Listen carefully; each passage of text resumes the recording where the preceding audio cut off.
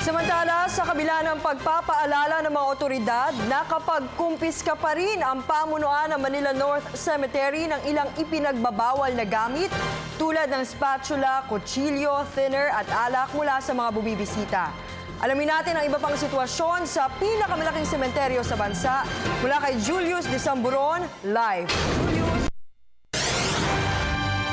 Sa kabilangan ng pagpapaalala ng Manila North Cemetery ay nakapagkumpiska din ang pamunuan ng ilang mga ipinagbabawal na gamit ngayong panahon ng undas. Simula pa lamang kanilang umaga ay nakapagkumpiska ang MNC ng alak, matutulis na bagay gaya ng spatula at karet at maging po mga flammable liquids na gamit pandinis tulad ng thinner, gas at pintura. Una na pong sinabi ng pamunuan ng Manila North Cemetery na simula po sa araw na ito ay bawal na ang paglilinis, paglilibing at pagpapasok ng anumang sasakyan sa loob po ng sementeryo. Dahil dito ay hindi pa din titigil ang paghahayag ni Manila North Administrator Daniel Tan na para hindi maabala at kumpiskahin ang mga gamit, iwasan na po ang pagdadala ng nasabing mga iligal na gamit. Bukod dyan ay bawal din po ang pagdadala ng kanilang mga alagang hayop, mga gamit pang sugal at mga sound systems na maaaring makaabala sa kataimtiman ng undas. Mahihirapan din niyang maipuslit ito sa loob dahil mahigpit na inspeksyon ang bubungad sa mga bumibisita. Doon sa tatlong entry and exit points pa lamang ng sementeryo ay bubungad na po sa inyo yung mga inspection team ng MNC na matyagang bubusisiin kung kayo ba ay may dalang mga iligal o mga ipinagbabawal na gamit ngayong undas. Mahigpit ding minomonitor ng MNC ang magiging lagay ng mga taong bumibisita sa pamamagitan ng 32 CCTV cameras na nakakabit dito sa sementeryo. Bukod dyan ay naatasan din ni Manila City Mayor Joseph Ejercito Estrada ang district na tutukan ng seguridad ng mga tutungo dito.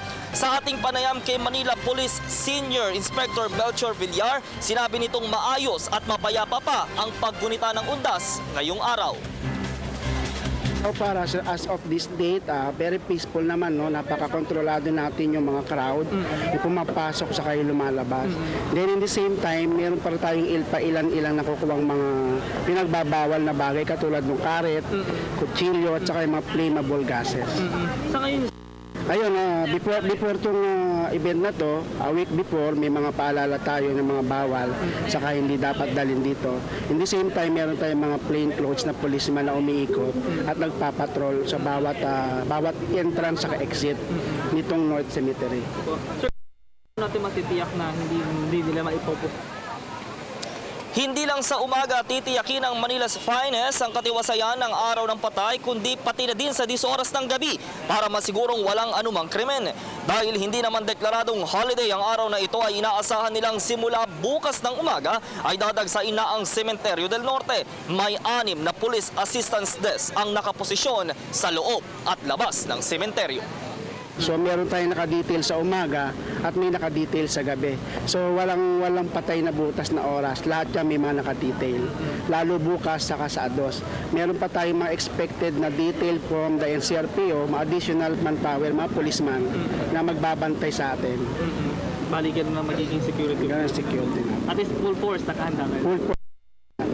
Thank you, sir.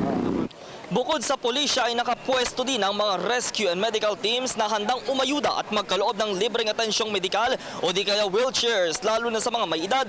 Naandito din ang Manila Disaster Risk Reduction and Management Office. Iba't ibang ahensya din ng gobyerno sa pangunguna ng Manila Traffic, DOTC, DPWH, LTO at MMDA ang nagsama-sama at nagtulong-tulong para bigyang alalay at tutukan ang mga bumabiyahe motorista. Travelers, siyempre pumupunta sa ating mga probinsya at alalay kami para sa kanilang mga pupuntahan sa mga sementeryo, mga memorial park para maging maayos ang kanilang paglalakbay. So, meron tayong tinatawag nga yung go bag, yung battery, water and so forth and so on. Dapat siguro kumpleto ito, maayos at nagkaroon tayo ng maayos, kaligtas na paglalakbay. Mahigpit din ang naging pag-atas ni ERAP na bawal ang epal na politikong mga ngampanya ngayong undas. Di na sila makakaubra pa dito sa MNC dahil bawal na po ito dito. Samantala Ria, may karagdagan pang paalala si Administrator Tan sa mga magtutungo dito na magdala ng kanya-kanyang basurahan.